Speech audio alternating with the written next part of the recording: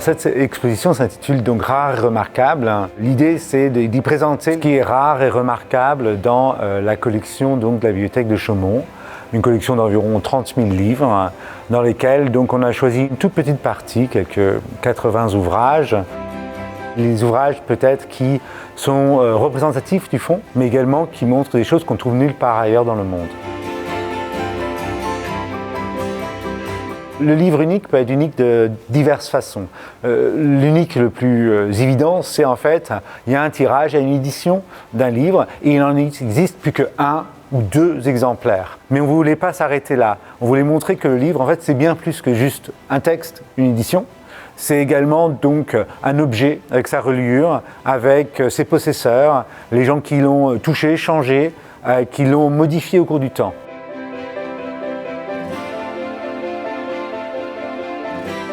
On a des ouvrages qui ont appartenu à certains des plus grands auteurs du domaine français. Donc typiquement, par exemple, on a un des 30 seuls connus ouvrages qui est appartenu à Rabelais, le grand auteur donc, du XVIe siècle. On trouve également des ouvrages qui ont appartenu à Racine. Et donc c'est important de pouvoir montrer ça. On a également des ouvrages qui ont des reliures qui montrent des possessions remarquables. On a un livre aux armes donc, de Marie-Antoinette, mais également d'Henri VIII d'Angleterre.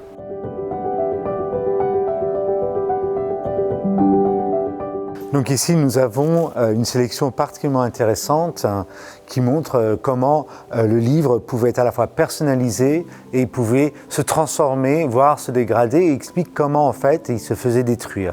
Ici, vous avez l'édition dans son état normal, puis vous avez la version qui a été peinte, développée et rendue donc sous une forme absolument extraordinaire. Vous trouvez donc ici un travail absolument extraordinaire qui date de la fabrication même du livre. On a ici donc un ouvrage qui a été peint par l'un des plus grands peintres sans doute de l'époque, dont on ne connaît pas le nom, mais qui nous fournit au moins avec une vraie matière pour essayer de comprendre comment on pouvait transformer un livre absolument normal en un livre, en objet d'exception.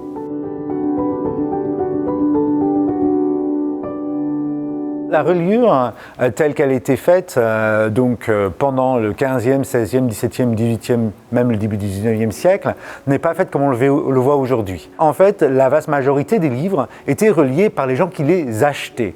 C'est-à-dire qu'en fait, on achetait un livre sous forme de feuille et on décidait de la reliure qu'elle aurait.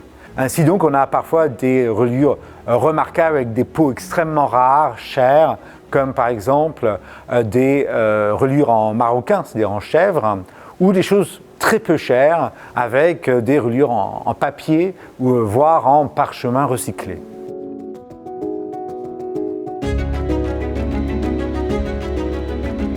On peut également trouver dans ces reliures des objets extraordinaires, d'autres livres qui ont été réemployés, réutilisés pour leurs matériaux. On renforçait ainsi la reliure en mettant d'autres éléments, des feuilles non utilisées, des livres qui ne servaient plus pour renforcer la structure. Mais des fois, on utilisait également autre chose. On trouve ici, par exemple, un cas extraordinaire où on a des cartes à jouer qui ont été utilisées pour matelasser l'ensemble. C'est d'autant plus extraordinaire que ces cartes à jouer sont très anciennes.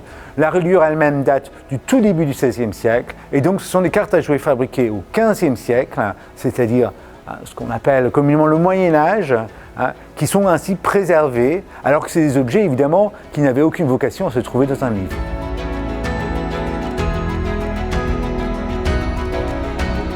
C'est là qu'on est réellement sur des choses extraordinaires. Voilà. Ce texte juridique du XVe, bon, voilà, il est amusant, mais il n'a pas plus d'intérêt réellement que ça. Pour fourrer, pour matelasser la reliure, c'est ça? Et c'est pour matelasser la reliure qu'on trouve donc ces cartes de carreaux, de cœur, de trèfle. On a les quatre éléments.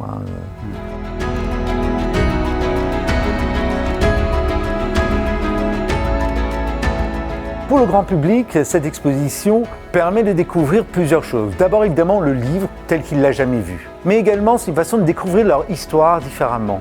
Ça leur parle de Chaumont, de la façon dont les gens ont pu vivre avec les livres, acheter des livres, écrire dans les livres également. C'est la vie telle qu'elle était dans les mains des Chaumontais qu'on peut redécouvrir.